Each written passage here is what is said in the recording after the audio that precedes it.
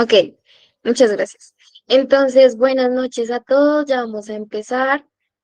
Somos el grupo de interés en ginecología y obstetricia y el día de hoy les vamos a presentar la enfermedad de endometriosis por Sofía Vera, Laura Chaux y quien les habla, Karen Esguerra. La siguiente, por favor. Bueno, entonces vamos a empezar con el concepto general. Cuando hablamos de la endometriosis nos vamos a referir a un trastorno inflamatorio crónico donde va a haber una presencia de células del epitelio endometrial fuera del útero y se va a manifestar principalmente como dolor. A este dolor me refiero con dolor pélvico, perdón, infertilidad o también se puede sufrir de ambos. Esta enfermedad es clasificada como benigna, pero la realidad es que no ven más allá. O sea, no solo queremos ver la medicina, queremos ver también el contexto social. Y es que las mujeres que son afectadas por esta enfermedad van a estar con un desarrollo social no muy normal, su calidad de vida va a ser baja y van a ser muy afectadas en su salud sexual y reproductiva.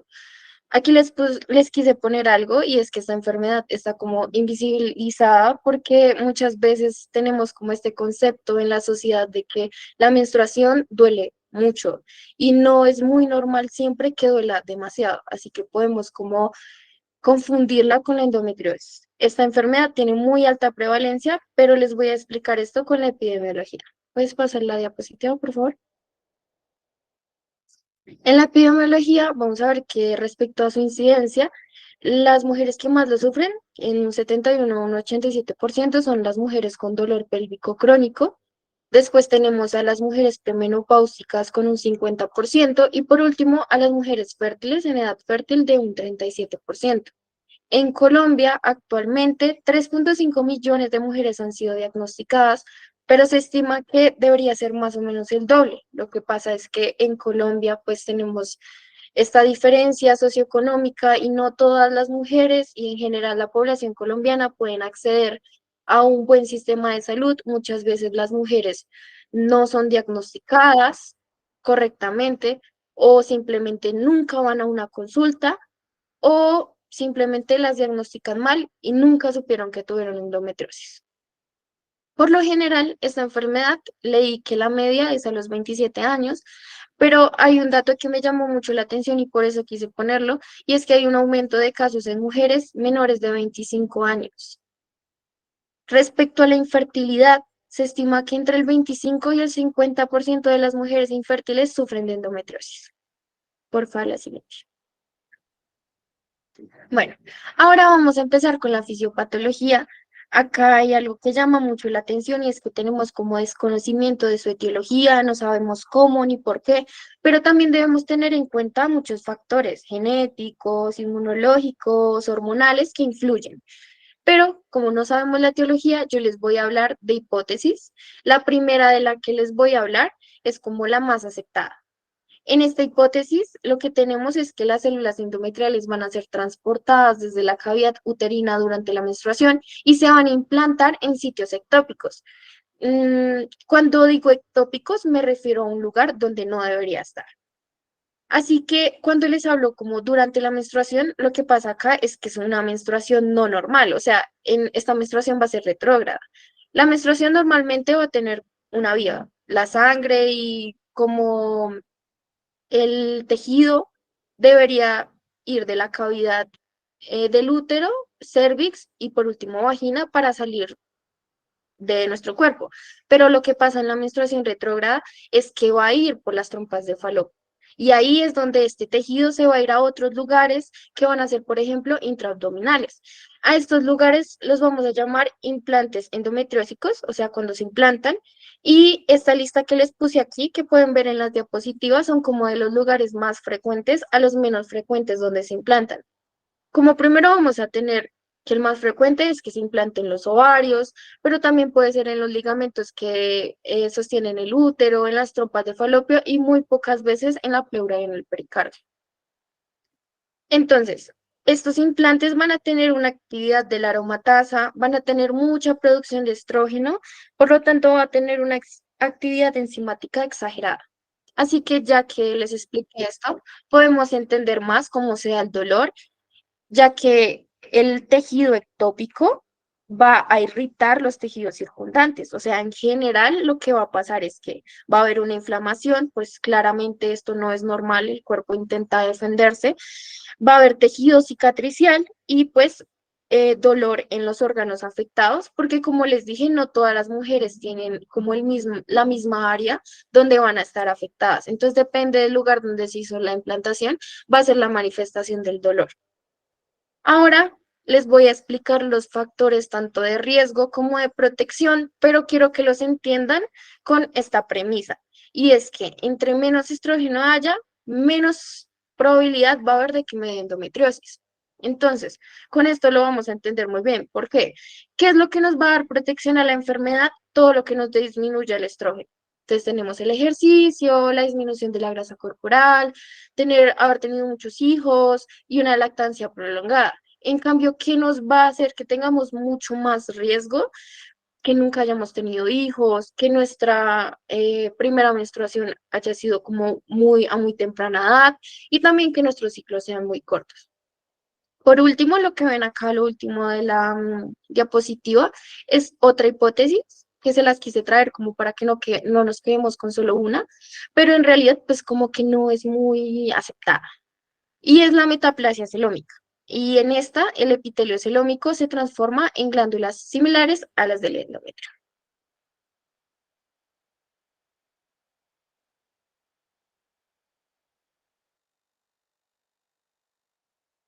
Bueno, ahora sobre los tipos de endometriosis, pues primero tenemos van a ser según el grado de infiltración de los implantes.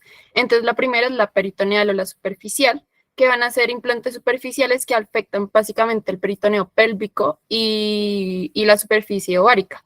Entonces, estos implantes peritoneales generalmente van a ser lesiones submesoteliales o intraepiteliales y que consisten en tejido estromal y glandular, y estos se pueden, o sea, responden al tratamiento con hormonas. Ya la endometriosis infiltrante profunda, o DIE por sus siglas en inglés, va a ser un tejido fibromuscular proliferativo, o sea, va a tener poco tejido glandular y estromal y no van a tener un epitelio superficial. Su característica principal es que van a penetrar el peritoneo más de 5 milímetros de profundidad. Y estas lesiones no van a responder al tratamiento con hormonas y generalmente se van a presentar en el tabique rectovaginal, en la vejiga y en el intestino. Y finalmente tenemos el endometrioma ovárico, que pues como su nombre lo dice, básicamente es un quiste de inclusión ovárico, es pues dentro del ovario. Siguiente. En cuanto a la clínica, se pensaría, digamos, que la gravedad de los síntomas tendría como una relación con el número y el tamaño de las lesiones, pero la gravedad de los síntomas se va a relacionar más, o sea, va a ser más grave a cuanto a mayor profundidad haya infiltración de los implantes endometriósicos. El síntoma principal va a ser un dolor pélvico, o sea, la verdad la clínica es muy poco específica, entonces llegar al diagnóstico a veces va a ser un poco difícil. Pero este dolor pélvico, como más adelante lo voy a decir, puede intensificarse en la menstruación como la dismenorrea severa que sucede en el 75% de las pacientes. Generalmente va a ser progresivo y bilateral y comienza entre 36 a 48 horas antes del inicio de la menstruación. Ellos dicen que pues lo presentan como un dolor sordo, que pues si bien puede ser unilateral o bilateral, el más frecuente va a ser el bilateral. Generalmente se irradia de espalda baja, las piernas hacia la ingle y va a ser de una intensidad incapacitante y no va a aliviar con analgésicos. También tenemos la dispareunia, que pues es el dolor pélvico durante las relaciones sexuales. Y tenemos los síntomas gastrointestinales y urinarios. En los gastrointestinales pues, vamos a tener disquesia, vamos a tener hematoquexia, náuseas, estreñimiento intermitente y los pacientes incluso pueden desarrollar un síndrome de intestino irritable. También vamos en síntomas urinarios, tenemos la disuria, que puede ser específica en los periodos menstruales. Esto lo va a hacer como más caracterizable el cuadro. Otro síntoma muy importante es la hemorragia intensa durante la menstruación o un sangrado entre menstruaciones. Esto lo presentan el 20% de las pacientes. Y en cuanto a otros síntomas, tenemos la migraña, la depresión, la ansiedad, pueden tener ciatalgia, pueden tener, pues si tuvieron cesárea, dolor en su cicatriz de cesárea, dolor en el ombligo, cansancio y una consecuencia, pronto un síntoma algo que llegan a desarrollar menos del 1% de las pacientes es que pueden hacer neumotórax espontáneo recurrente cuando pueden haber implantes endometriales en la pleura. Asimismo, hay un 20% de las pacientes que van a ser asintomáticas.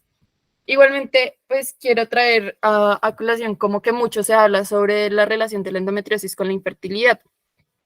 Se dice que alrededor del 25% al 50% de mujeres infértiles tienen endometriosis, es decir, desarrollaron su endometriosis después, mientras que el 30% al 50% de las mujeres con endometriosis son infértiles.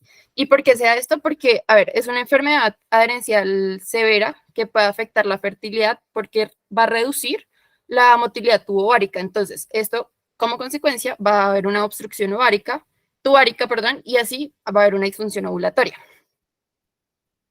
También en los estudios se menciona que las mujeres con una enfermedad avanzada pueden tener molestias escasas o nulas, mientras que las que presentan una enfermedad leve ya pueden llegar a tener un dolor pélvico más incapacitante. Siguiente.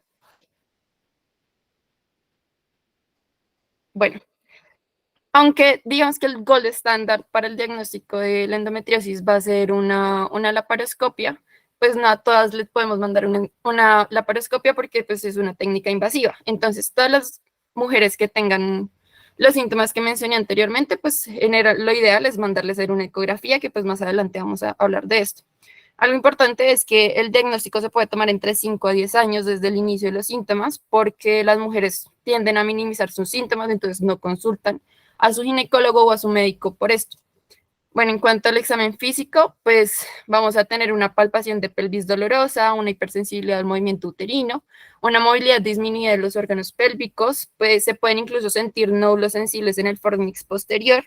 El útero puede estar en retroversión o desplazado lateralmente. Los ligamentos uterosacros al tacto pueden ser dolorosos o pueden estar engrosados.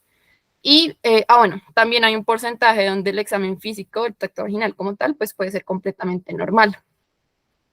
Ya como signos más específicos, pues como lo mencioné anteriormente, el más importante pues va a ser la palpación de los nódulos que se puede dar en los ligamentos uterosacros o en el fondo de saco de Douglas, o se puede hacer una especuloscopia donde se van a visualizar directamente las lesiones. Generalmente pueden ser azuladas en la mucosa vaginal o en el cervix, o si hablamos de una endometriosis superficial, estas tienen como sus lesiones más específicas que van a ser como tipo quemaduras o se pueden ver vesículas como de un rojo oscuro. El rendimiento como tal de la exploración clínica va a ser mucho mejor si se hace durante la menstruación. Pero pues como ya lo dije, el gold estándar va a ser la laparoscopia, donde va a haber una inspección clara de los ovarios, de las trompas, de los ligamentos uterosacros, del fondo de sacro de Douglas, del pliegue uterovesical, del recto sigmoideo y del apéndice. Y incluso pues lo bueno de la laparoscopia es que también nos va a ayudar a definir las conductas quirúrgicas si estas son necesarias. Como otros exámenes complementarios. Digamos, está, pues ya lo dije, la ecografía transvaginal, que va a ser como la principal en pacientes que no requieran una laparoscopia. También está la resonancia magnética pélvica, que va a ser como un segundo escalón si se encuentran hallazgos ecográficos dudosos o negativos. La ecoendoscopia transanal, la cistoscopia, la urografía endovenosa, la enteroresonancia, la resonancia torácica, la resonancia craneal o el renograma si pues la paciente tiene función de estos síntomas y se sospecha de un posible implante pues en el lugar donde se tenga que hacer el examen. También tenemos los marcadores, que estos, la verdad, no tienen muy buen rendimiento diagnóstico, ninguno de los dos, pero el HE4 se está estudiando cómo a ver si puede llegar a ser más específico. Tenemos el marcador tumoral CA125, está elevado en pacientes con endometriosis, pero también está elevado en pacientes con muchas patologías malignas. Entonces, pues, como ya lo dije, no tiene una determinación diagnóstica. Y el HE4, que es una proteína epididemal humana, es nuevo, aún está en estudio y pues se está estudiando su utilidad futura para descartar malignidad. Siguiente, por favor. Bueno, ahora sí tenemos la ecografía pélvica, que va a ser pues la que más se hace. Su principal finalidad va a ser descartar la endometriosis ovárica, que fue el tercer tipo que mencioné, pero pues también ha adquirido mucha sensibilidad y especificidad tanto para la endometriosis profunda o la superficial. Se recomienda una ecografía suprapúbica y la endovaginal. Entonces vamos a tener que los criterios diagnósticos en una ecografía para el endometrioma, que está en el más del 80% de las pacientes con endometriomas, es que es una formación quística unilocular que ellos lo llaman como en vidrio esmerilado, este contenido es discretamente ecogénico, y van a tener una cápsula gruesa con vascularización, pero nunca va a ser nunca abundante vascularización, o sea, no va a ser grado 4, sino que va a ser entre grado 1 y 3 de vascularización. El endometrioma típico va a ser en la mujer premenopáusica, van a ser pues lesiones quísticas que pueden ser en uno o en ambos ovarios, que no van a tener partes sólidas, pueden tener de 1 a 4 cavidades, también van a ser de pared gruesa y se va a caracterizar por un contenido homogéneo. Entonces, todo el endometrioma va a ser como con ecogenicidad de intensidad media. Y el endometrioma típico ya es una masa unilocular sólida que tiene una ecogenicidad de vidrio esmerilado, como lo mencioné antes, pero esta va a tener depósitos ecogénicos o papilas, es decir, va a ser heterogéneo y estas papilas pueden llegar a medir más de 3 milímetros. Las papilas no van a ser vascularizadas, pero en general el endometrioma puede tener una vascularización periférica. Siguiente. Bueno, ahí me ven, me escuchan, ¿sí? Sí, Sofi. Bueno, entonces ahora vamos a pasar a la parte de la aproximación terapéutica y tenemos que tener en cuenta pues lo que menciona la American Society for Reproductive Medicine Practice Committee, que es que la endometriosis debe percibirse como una enfermedad que es crónica y va a requerir tratamiento de por vida y con el objetivo de maximizar el uso de las alternativas médicas y de evitar procedimientos quirúrgicos a repetición. Como nos mencionaba Laura y como nos mencionaba Karen, vamos a estar trabajando con la mayoría de nuestros pacientes van a ser mujeres premenopáusicas y hay que tener en cuenta que la endometriosis va a cesar con la menopausia.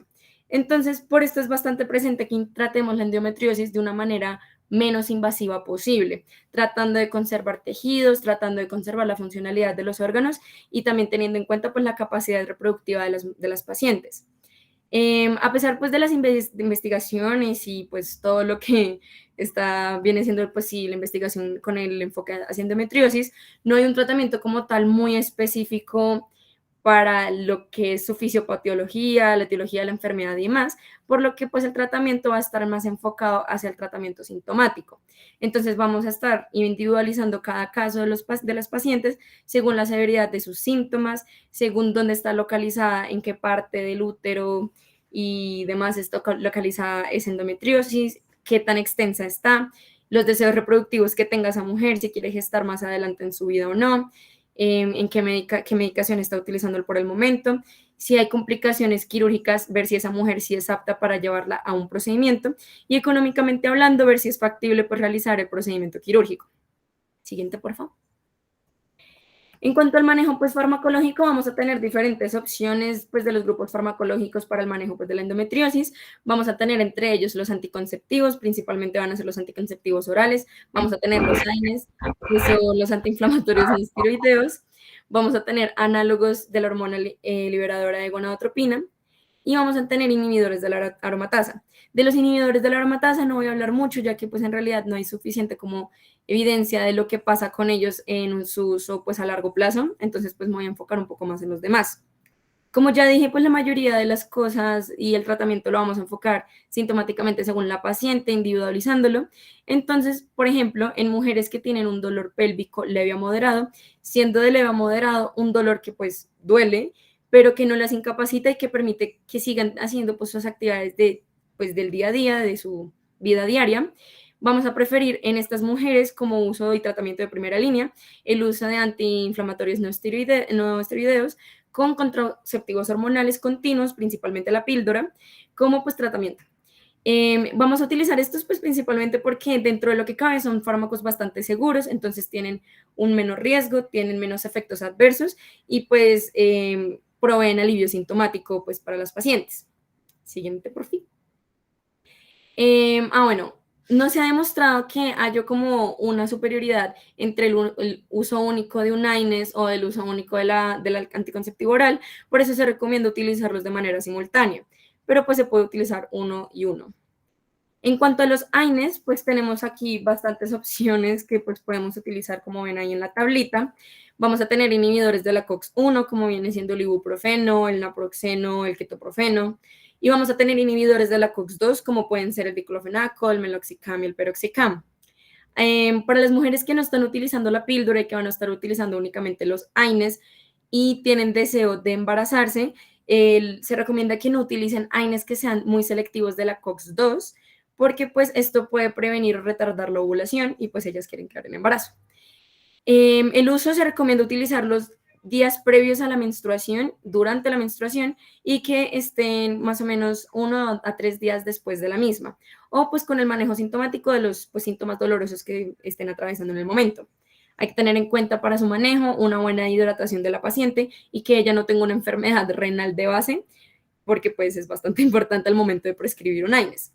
Lo mismo tener en cuenta todas las patologías de base, los antecedentes patológicos, como pueden ser los antecedentes de sangrado gastrointestinal, coagulopatías, enfermedad isquémica, falla cardíaca y entre otras. También hay que tener en cuenta los antecedentes farmacológicos, ver en qué medicación pues está nuestra paciente para evitar interacciones pues con los AINES al momento pues de prescribirlos. Siguiente, por favor. En cuanto a los conceptivos, a los anticonceptivos, vamos a tener principalmente los anticonceptivos orales. Estos los vamos a utilizar para el manejo también del dolor asociado a la endometriosis, ya pues por la fisiopatología que nos acaba de explicar pues Karen. Y pues también tenemos una gran variedad de combinaciones, también de diferentes porcentajes de progestina y estrógenos. Hay unas que van a venir de 21 días con 7 de placebo o 7 días de descanso, otras van a venir de 28, otras de 84 y así pues demás. Los estamos utilizando pues para evitar la ovulación y para retrasar el crecimiento y la actividad local del endometrio y de las lesiones de endometriosis. También para evitar que crezcan adherencias en la zona afectada. Los ACOs, o sea, los anticonceptivos orales, no nos van a quitar las adherencias que ya están formadas, pero nos pueden ayudar a prevenir a que se formen unas nuevas. Si la paciente, por ejemplo, no quiere estar o no quiere o no puede estar en el tratamiento con estrógenos, puede estar también tomando progestina únicamente. Siguiente, por favor. Ahora bien, las pacientes que tienen un dolor pélvico severo, siendo un dolor pélvico severo que las incapacita, que es un dolor que las deja prácticamente tumbadas, que es un dolor que interfiere en su calidad de vida y en la realización de las actividades de su vida diaria, vamos a pensar en ellas el uso pues de análogos a la hormona liberadora de gonadotropinas. Estas lo que van a hacer es que en un uso continuo pues van a generar una supresión de la función ovárica y esto va a reducir los niveles de estrógenos y progesterona, que son nuestras hormonas sexuales. Disminuyendo estas, pues quitando estas, vamos a tener una disminución del tejido endometrial y por tanto, pues una disminución del dolor que causa el tejido endometrial. Algo que pasa con los análogos a la hormona liberadora de gonadotropina es que tienen pues varios efectos adversos y estos son similares a los síntomas de la menopausia. ¿Por qué pues pasa esto? Pues porque tenemos esta disminución de las hormonas sexuales, por esta depresión de la función ovárica y pues todo esto. Entonces pues vamos a tener síntomas bastante parecidos a los de la menopausia. Entre estos, el que más se ha documentado es una pérdida de la densidad mineral ósea. Entonces por esto vamos a añadirle unos ciclos cortos de hormonas para evitar o para tratar de contrarrestar estos efectos hipoestrogénicos. Entre los análogos a la hormona liberadora de gonadotropina tenemos la anafarelina, la euprolida, la labuceralina, la gocerolina y la triptorelina. Ahora sí, siguiente. Ahora, también en cuanto al manejo quirúrgico, como habíamos mencionado, la idea es que pues, el manejo sea principalmente un manejo médico, un manejo farmacológico, para evitar llegar a situaciones así invasivas como puede ser un manejo quirúrgico. Pero en caso de que sea necesario un manejo quirúrgico, lo tenemos reservado, por ejemplo, para mujeres que a pesar del tratamiento farmacológico no hay una mejora en su sintomatología.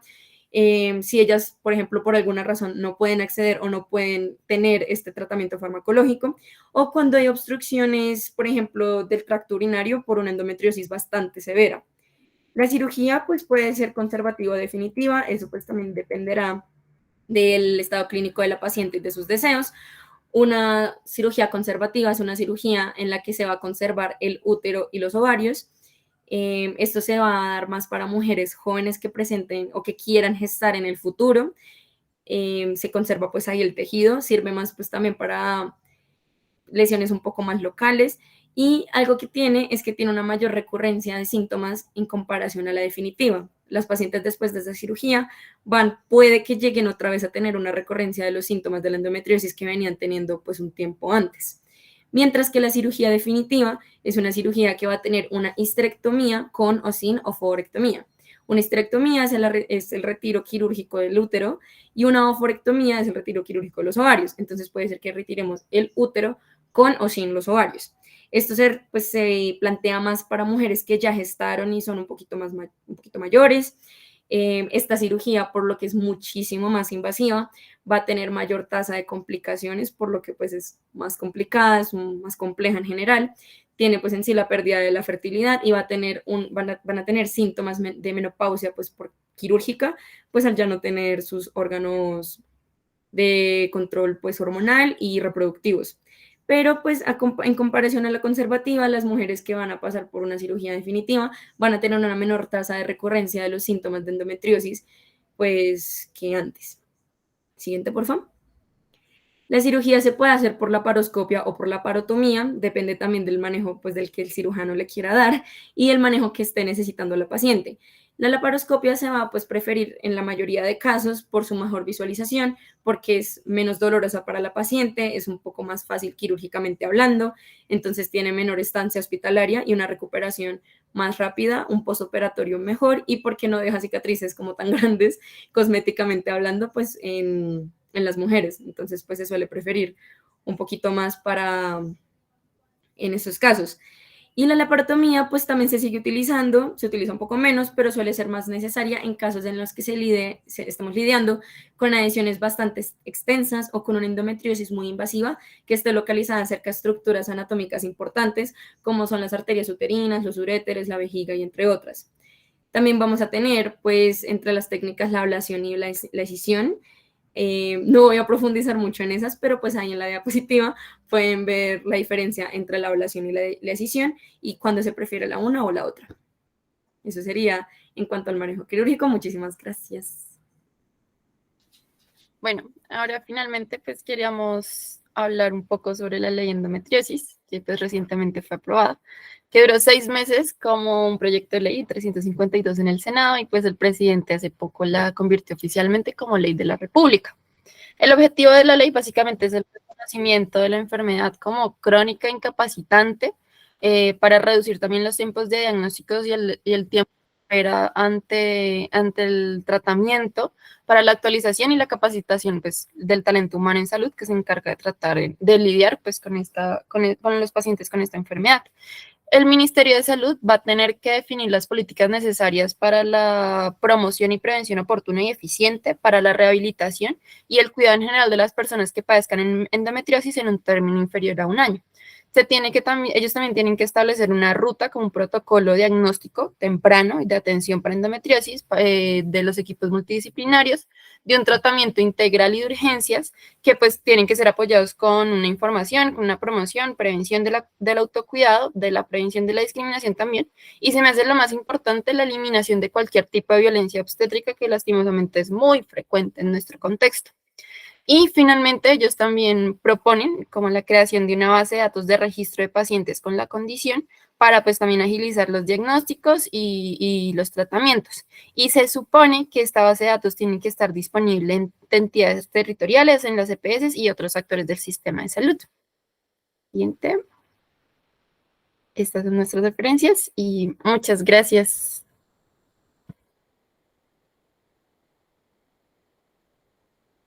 Muchas gracias, chicas, por su presentación. Agradecemos a Karen, a Laura y a Sofía por esta charla tan completa de endometriosis. Y pues están bienvenidas todas las dudas o comentarios que los participantes quieran realizar. Si quieren, van a abrir su micrófono o las pueden colocar en el chat, pues para que ellas las revisen.